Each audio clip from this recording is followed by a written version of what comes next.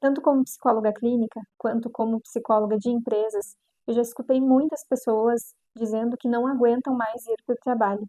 Essas pessoas relatam não ter energia para nada quando chegam em casa, ter uma sensação de esgotamento permanente e sentem até medo de voltar para o trabalho.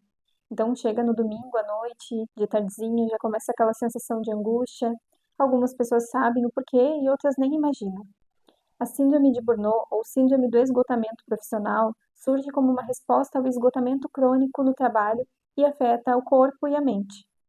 O meu nome é Jamie, eu sou psicóloga, e nesse vídeo eu vou falar resumidamente sobre esse fenômeno ocupacional, que é o burnout, e que afeta cerca de 30% dos trabalhadores brasileiros.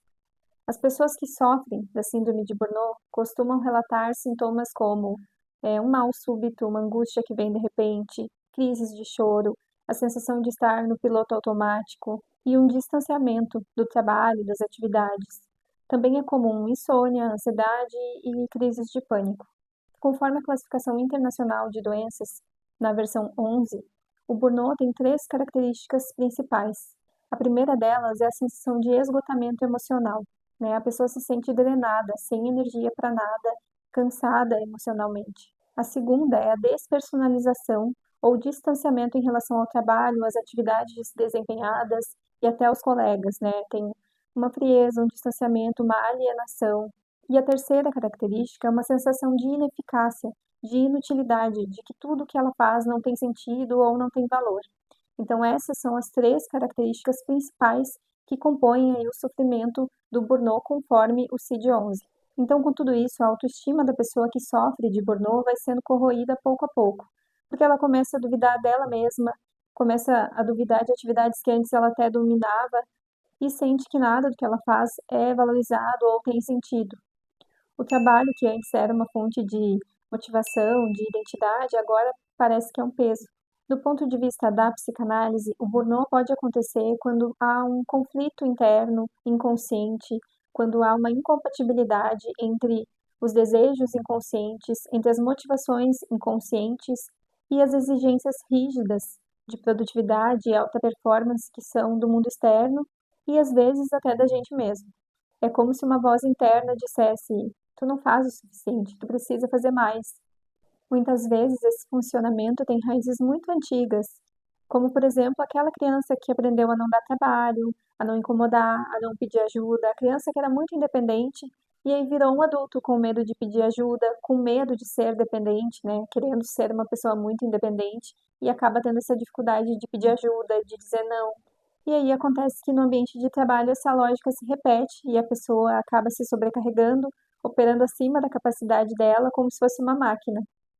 Mas não somos máquinas. E a psicanálise insiste em nos lembrar que nós temos limites.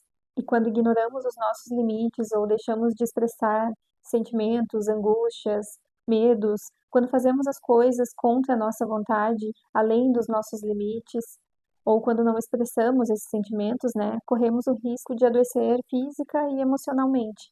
E é isso que acontece, com a pessoa com burnout. E o corpo vai dando esse aviso, vai dando esse alarme, Vai dando ansiedade, insônia, crises de choro, como eu havia dito antes, o coração acelerado e até crises de pânico. O burnout pode acontecer para quem é funcionário de uma empresa, para quem é líder, para quem é dona de casa, para quem é autônomo, enfim, para trabalhos com longas jornadas, muitas horas de trabalho, com prazos e tarefas impossíveis quase de cumprir, ambientes autoritários ou pouco colaborativos, tudo isso é terreno fértil para que vá surgindo esse sofrimento. Mas o burnout não é só sobre excesso de trabalho e de tarefas. Ele também é sobre essa incompatibilidade, sobre os nossos desejos mais profundos e os papéis que o mundo nos obriga a desempenhar. Se o trabalho tem sentido, ele pode reforçar a autoestima e trazer realização. Mas quando é vazio ou quando contradiz o nosso verdadeiro eu, os nossos desejos mais profundos, ele pode trazer sensação de falta de utilidade e distanciamento.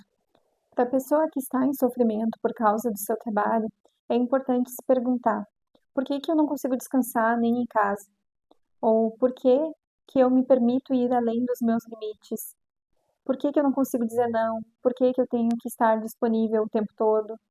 Talvez a principal saída seja tu aprender a reconhecer os teus limites, a nomear alguns sentimentos e buscar ajuda profissional. Se esse vídeo faz sentido para ti, deixa aqui embaixo uma curtida e se tu deseja iniciar esse processo de psicoterapia, as informações sobre o meu trabalho estão na descrição do vídeo. Obrigada por assistir até aqui e até mais!